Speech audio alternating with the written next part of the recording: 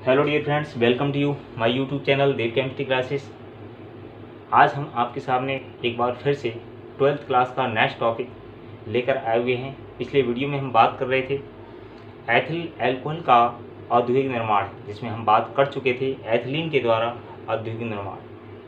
उस वीडियो में हमने कहा था आपसे कि जो इसका नेक्स्ट पार्ट है वो हम नेक्स्ट वीडियो में लेकर आएंगे, किण्वनीकरण के द्वारा या किण्वन के द्वारा एथिल अल्कोहल का निर्माण।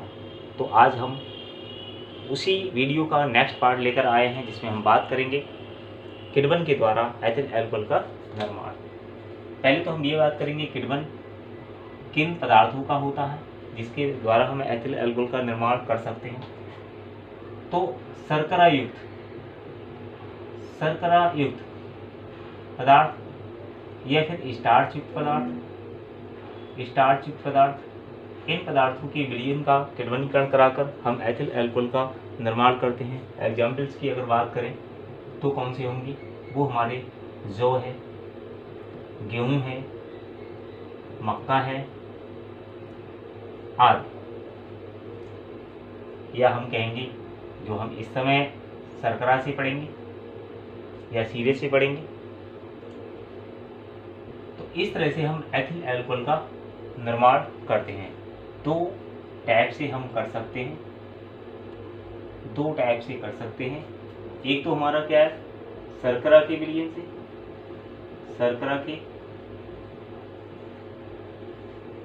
विलयन से, दूसरा हमारा क्या होगा, सीरे से एथिल अल्कोहल का निर्माण। फर्स्ट हम बात करेंगे शर्करा के विलयन से एथिल अल्कोहल का निर्माण।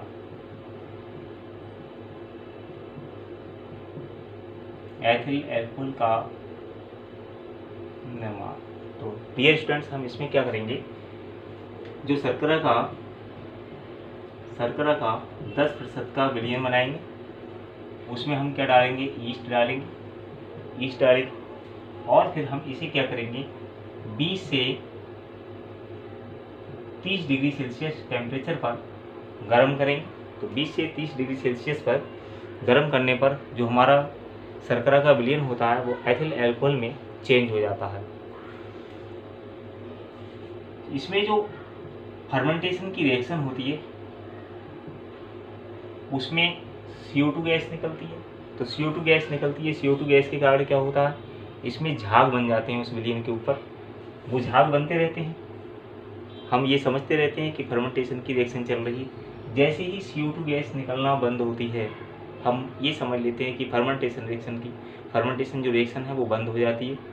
और इस प्रकार जो हमें विलयन प्राप्त होता है उसको हम क्या कहते हैं, बास या वोड। इसका हम क्या करते हैं, प्रभाजी आसवन, और प्रभाजी आसवन के द्वारा क्या कर लेते हैं, एथिल अल्कोहल का निर्माण या एथिल अल्कोहल को प्राप्त कर लेते हैं।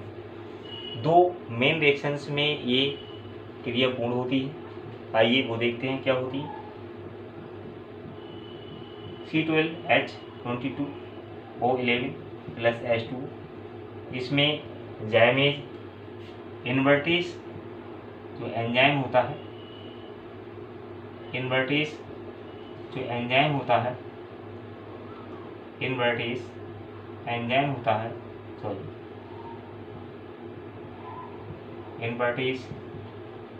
होता है, वो क्या करता है, इसको ग्लूकोज और फ्रक्टोज में ब्रेक कर देता है। ग्लूकोज और फ्रक्टोज। फिर से हम इसमें एक एंजाइम लाते हैं, जाइमेज। कौन सा एंजाइम मिलाते हैं, जाइमेज, जो कि कहाँ होता है, ईस्ट में। तो ये एथिल अल्कोहल में परिवर्तित हो जाता है, चेंज हो जाता है और प्लस कार्बन डाइऑक्साइड निकल जाता है। ये हमारा क्या हो, एथिल अल्कोहल। ये जो क्रिया होती है वो लगभग 20 से 22 घंटों में पूर्ण हो जाती है।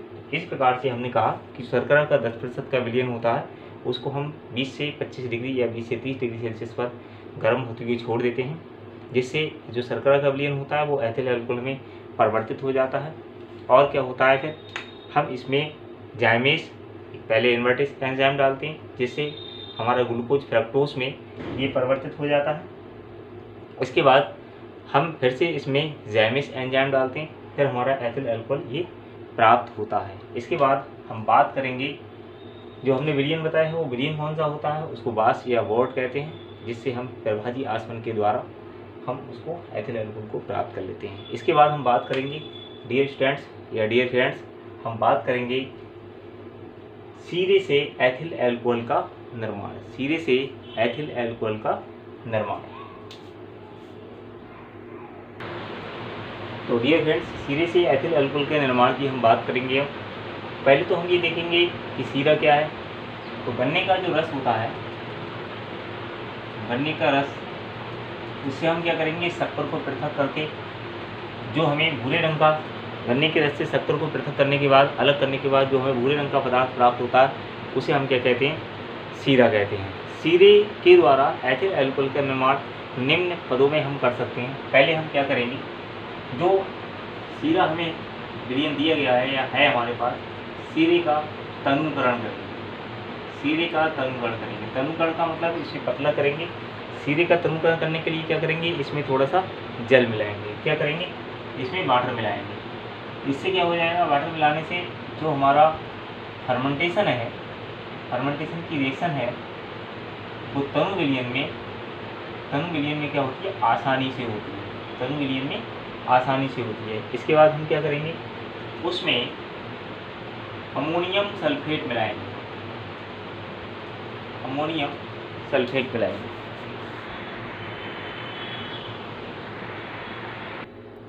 उसमें क्या करेंगे, अमोनियम सल्फेट मिलाएंगे। दूसरे पार्ट, पहला पद ये हो गया, दूसरा अमोनियम सल्फेट मिलाएंगे। उससे क्या हो जाता है, जो अमोनियम सल्फेट होता है वो बैक्टीरिया के लिए भोजन का काम करता है, भोजन का कार्य करता है। इससे पहले एक पद और है, उसमें हम H2SO4 मिलाएंगे। H2SO4 सल्फ्यूरिक एसिड मिलाएंगे। ये क्या करता है, ये हमारा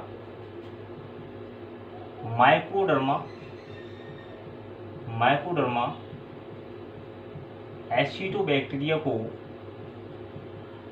जो H2SO4 मिला रहे हैं, ये हमारा माइकोडर्मा एसिडोबैक्टीरिया को उत्पन्न होने से रोकता है। क्यों उत्पन्न नहीं होना चाहिए, वो इसीलिए उत्पन्न नहीं होना चाहिए क्योंकि माइकोडर्मा एसिडोबैक्टीरिया अगर इसमें उत्पन्न हो गया तो वह एथिल अल्कोहल को एसिटिक एसिड में चेंज कर देता है, इसलिए ये उत्पन्न नहीं होना चाहिए।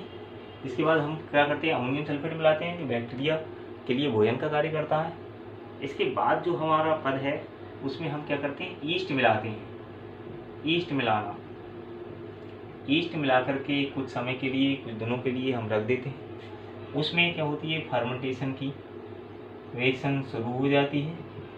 उसमें फर्मेंटेशन की रिएक्शन शुरू हो जाती है, CO2 गैस निकलती रहती है। CO2 गैस के कारण उसमें झाग बनते रहते हैं। जैसे ही CO2 गैस निकलना बंद हो जाती है, फर्मेंटेशन की रिएक्शन बंद हो जाती है और इस प्रकार से एक हमें विलयन प्राप्त होता है।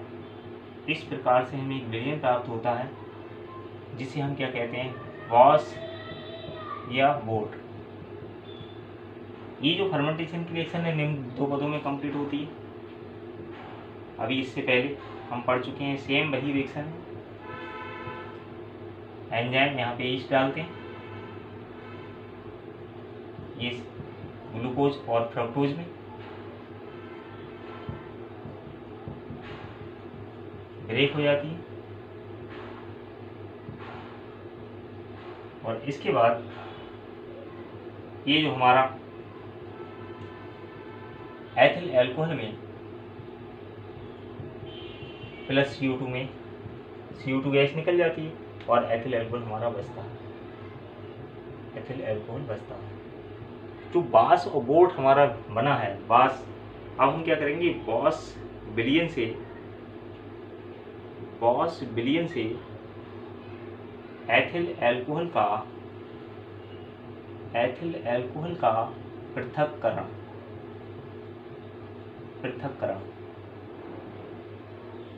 जो हमारा बॉस या बोर्ड का विलयन हमें प्राप्त हुआ है उसमें 10% का एथिल एल्कोहल होता है। हम क्या करते हैं, इस विलयन का एक विशेष उपकरण होता है जिसे हम क्या कहते हैं, कॉफ़ी का भभका। इस उपकरण के द्वारा हम क्या करते हैं, उसका प्रभाजी आसवन कराते हैं। इसके प्रभाजी आसवन के द्वारा हमें 90% का एथिल एल्कोहल प्राप्त होता है। इस प्रकार से हम क्या करते हैं, 10% जो हमारा बॉस विलयन बना है उसमें 10% का एथिल एल्कोहल होता है। हम यहाँ प्रभाजी आसवन कराते हैं और प्रभाजी आसवन किसके द्वारा कराते हैं, कॉफ़ी के भभके के द्वारा, जहाँ पे हमें 90% का एथिल एल्कोहल प्राप्त होता है। इस प्रकार से हम शीरे के विलयन द्वारा एथिल एल्कोहल प्राप्त कर लेते हैं।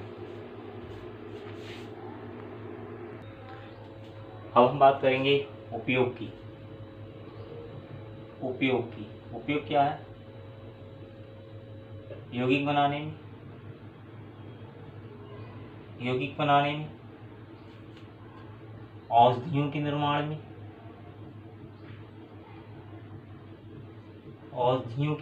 में, पेय पदार्थ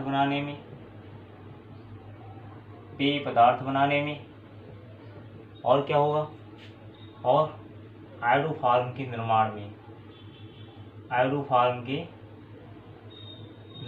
में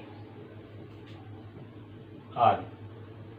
अगर हम भौतिक गुणों की बात करें, फिजिकल प्रॉपर्टीज की बात करें, भौतिक गुण, फिजिकल प्रॉपर्टीज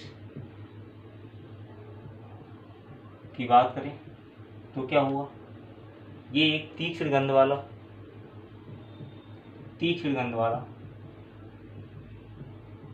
स्प्रिट जैसा द्रव है, स्प्रिट जैसी तीक्ष्ण गंध वाला द्रव है। दूसरी बात, प्रकाशहीन ज्वाला के साथ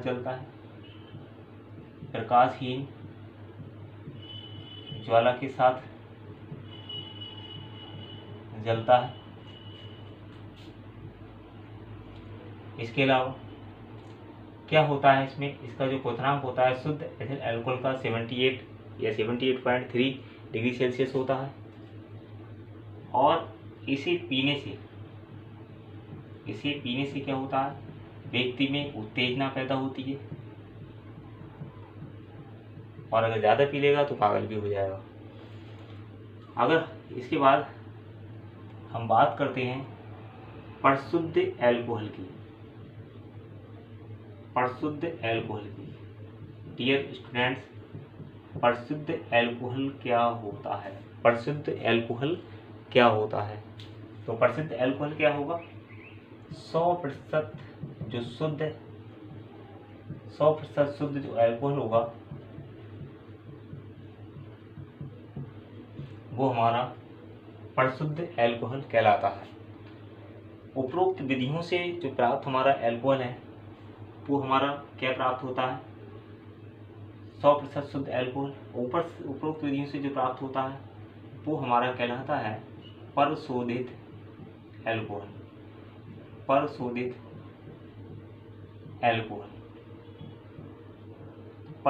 एल्कोहल में जो होता है 90% का ही क्या होता है, एल्कोहल होता है। इसमें 90% का एथिल एल्कोहल होता है।